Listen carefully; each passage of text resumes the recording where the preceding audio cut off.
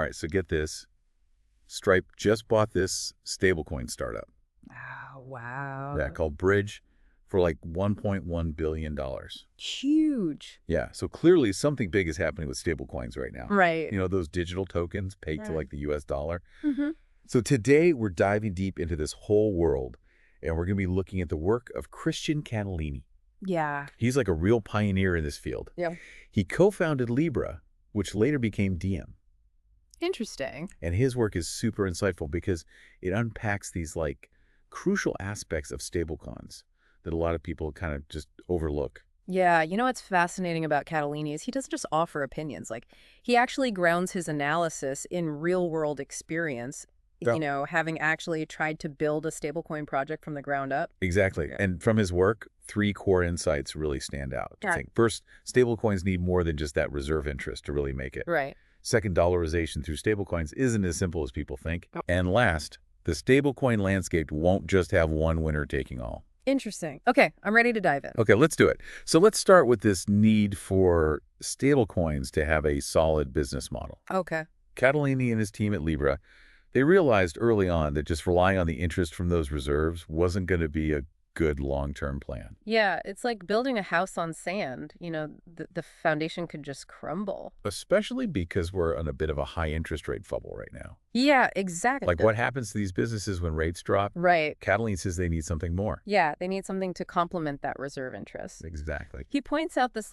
tricky situation with transaction and redemption fees. Right. While they might be tempting for revenue, high fees kind of contradict the goal of making payments seamless and affordable. Yeah. You risk kind of eroding user trust and also hitting some technical snags, especially when you're trying to enforce those fees on blockchain transactions. All right. It's not so easy. Yeah, so fees aren't the magic bullet. Right.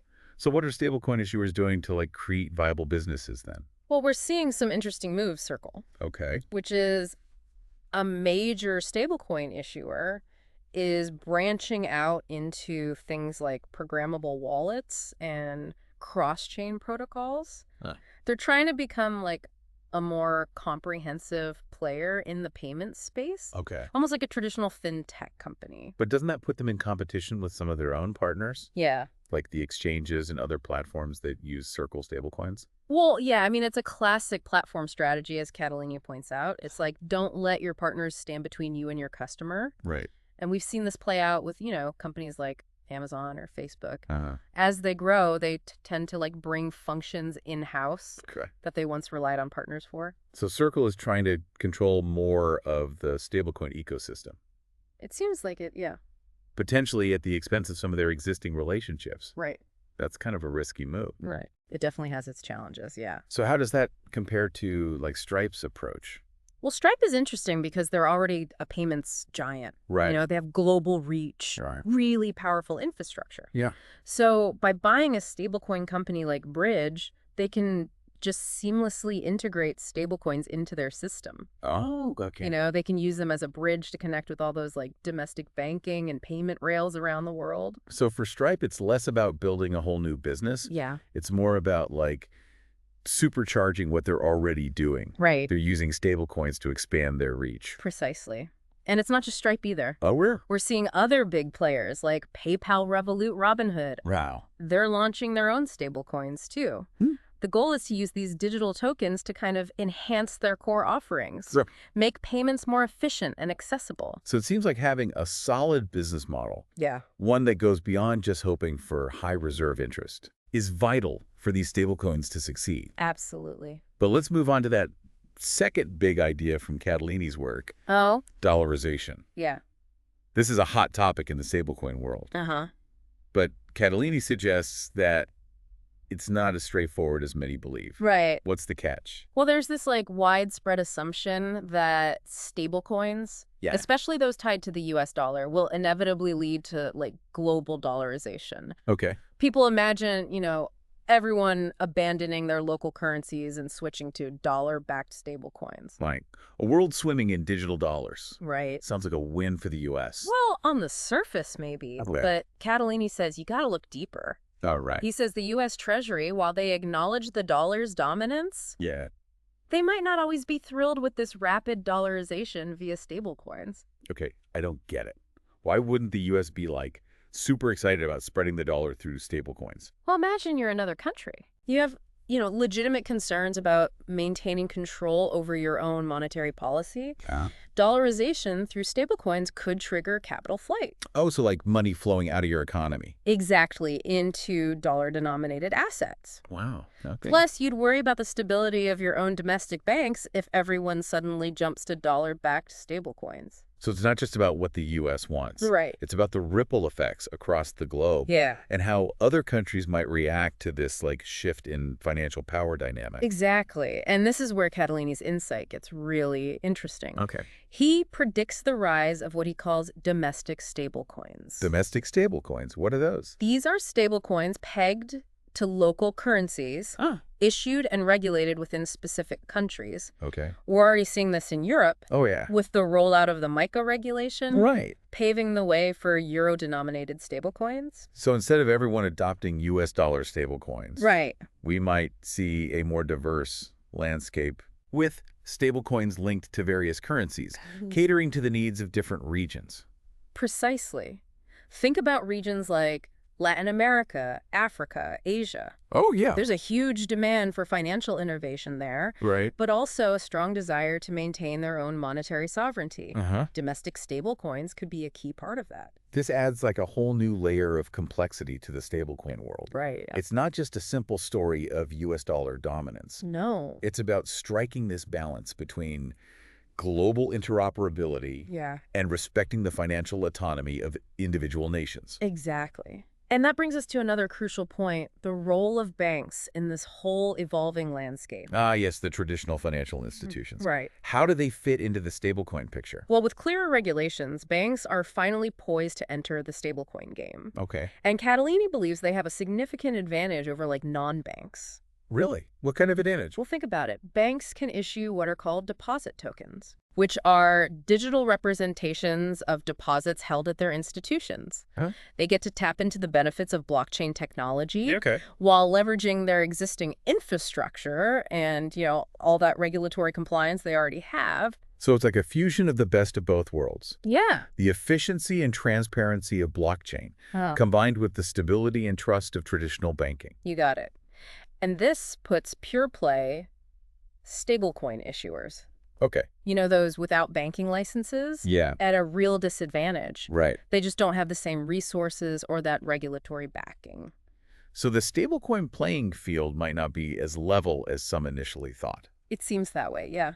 Banks with their established systems and regulatory weight could become major players, maybe even the dominant ones? It's definitely a real possibility. This is getting really interesting. Right? It adds another layer of intrigue to this whole stablecoin race. We've covered a lot of ground. Yeah, we... From the need for stablecoins to have business models that go beyond just interest to the complexities of dollarization and the potential for banks to shake things up. Yeah, what do you think so far? This is mind-blowing, honestly. Yeah. I used to think of stablecoins as just this, niche part of the crypto world. Right. But now I see how they could be a game changer for, the entire financial system. Yeah, it is pretty amazing. And we've only just scratched the surface. That's right. There's still so much more to uncover. Yeah. The question of whether there will even be a single dominant force in the stablecoin world. But we're going to delve into that in the next part of our deep dive. Okay, great. So let's pick up where we left off with that third core insight from Christian Catalini. Okay. He argues that we're unlikely to see a single winner dominate the stablecoin landscape. That one really surprised me. Yeah. You'd think network effects would lead to one or two big players controlling most of the market, like what happened with social media platforms. Yeah, it's a natural assumption. Right. But Catalini's argument against it is pretty compelling. Okay. He points out that while liquidity, you know how easily you can buy and sell a stablecoin is important? Yeah. It doesn't guarantee lasting dominance. Really? Think about it. Liquidity can shift really quickly.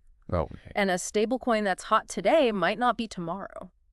Okay, that makes sense. Right. So even if a stablecoin becomes super popular, that popularity might not last forever. Exactly. But what about brand recognition? Couldn't that create a kind of winner-take-all dynamic? Well, Catalini suggests that even strong branding might not be enough in the long run.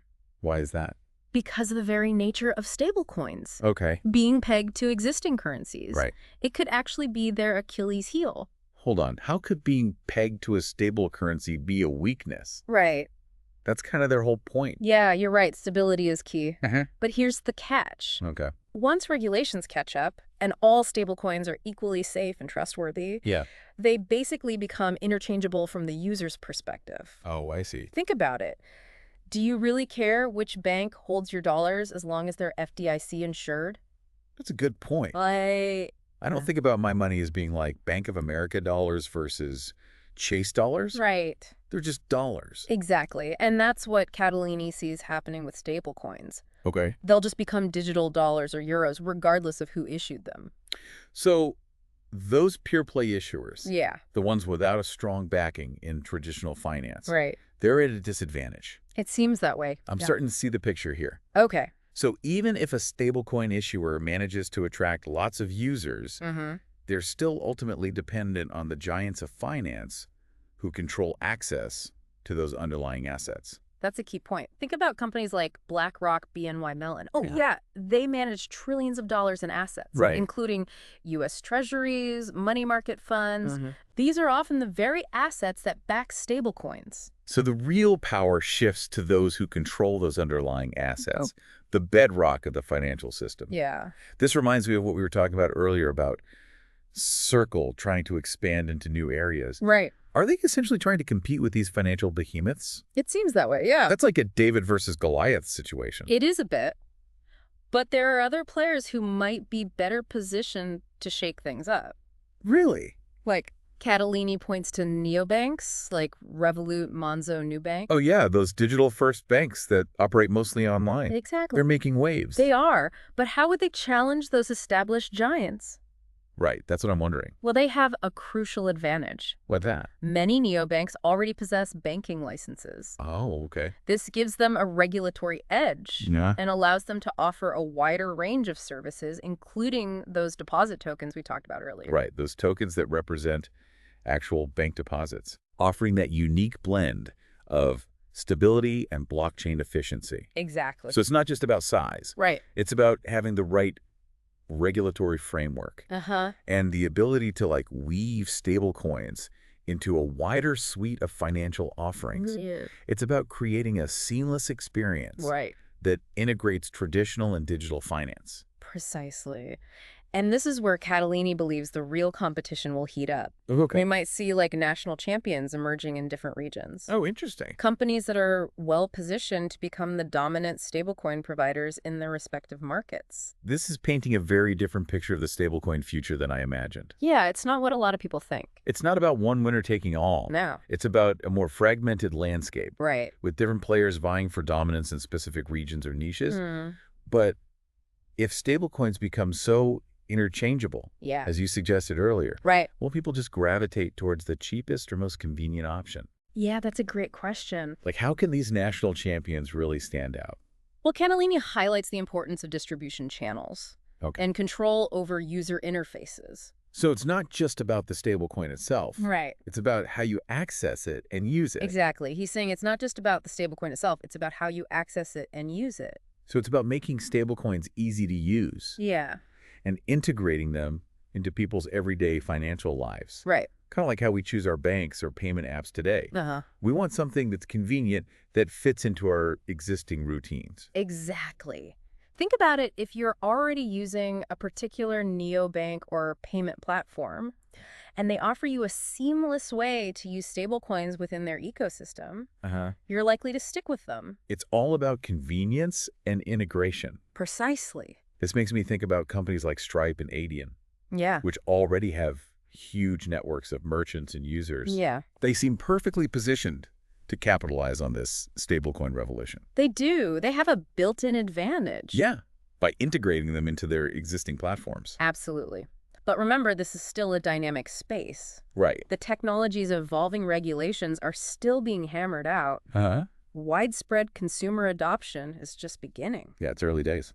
Catalini acknowledges that there are many unknowns. Right. But his work gives us a framework for understanding the key trends and potential outcomes. I'm certainly seeing stablecoins in a new light. Yeah.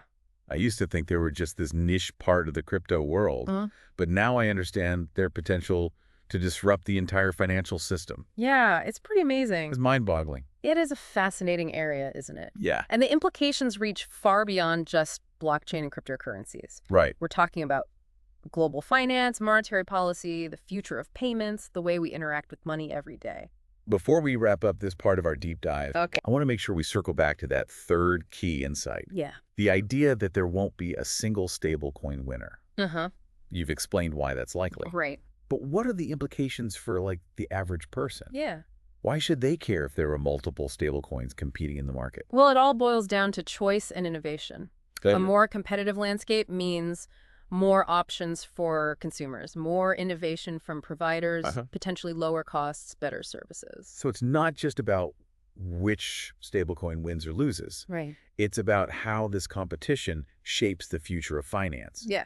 And how we as individuals navigate this evolving landscape. Exactly. It sounds like we all have a stake in how this plays out. Absolutely. This is just the beginning of a much larger story. Yeah. That's still unfolding. It's up to all of us to stay informed, engage in these discussions, and help shape the future of money in a way that benefits everyone. Well said. I'm definitely eager to hear what else Catalini has to say about the future of stablecoins. Okay. Shall we move on to the final part of our deep dive? Let's do it. All right, we're back for the final part of our stablecoin deep dive. Okay. So we've talked about the need for stablecoins to have those really strong business models that go beyond just that reserve interest, the whole dollarization thing. Yeah. And how the stablecoin landscape is probably going to be more diverse than just like one company dominating. Exactly. Where do we even go from here? Well, Catalini ends his analysis with a really interesting question. Okay. What if stablecoins become so seamlessly integrated into our daily lives that we barely even notice them? That's interesting. I like that. Right? It's kind of like we use the internet all the time without really thinking about all the crazy infrastructure behind it. Yeah. It just works. Right. We take it for granted. Exactly. Imagine a world where stablecoins are powering instant cross-border payments, microtransactions for online content, or even programmable money that like automatically manages our savings and investments. It sounds super futuristic. It does. But also kind of inevitable with everything we've been talking about. It's like we're on the verge of this massive shift in how we think about and use money. And that brings up some really important questions. Okay, like what? If traditional financial players like banks and payment giants end up controlling a lot of this stablecoin ecosystem, what does that mean for things like financial inclusion, privacy, innovation? Those are big questions. They are. On one hand, having those established institutions involved could bring more stability and regulatory clarity to this whole world. Right. That could be good. It could be. But it also raises concerns about whether it might stifle innovation. Yeah. You know, the kind of disruptive innovation we've seen in the crypto space. Like, will stablecoins just become another tool for the existing financial elite? Right, to consolidate their power. That's the worry. It is. Stablecoins have this amazing potential to be a force for good. You know, empower individuals, drive positive change in the global financial system. But they could also just reinforce the existing power structures. Exactly. It's a delicate balance. Yeah. It's something we need to be really mindful of. As this all plays out. As this technology evolves and matures. This has been a great conversation. It has. We've covered so much ground today. Yeah. From the technical details of stablecoins to their potential to reshape the whole future of finance. That's a fascinating topic. It really is. Yeah. But the conversation doesn't stop here. No, it doesn't. So to our listeners, keep exploring this world of stablecoins. Right. Dive deeper into the stuff we talked about today. Research different projects. Yeah. Form your own opinions. Right. About how these digital tokens will play out in our lives. The future of finance is being shaped right now. It is. And we all have a role to play. In making sure it's a future that works for everyone. Well said. That's it for our deep dive into stablecoins. Thanks for joining us. Keep those minds curious,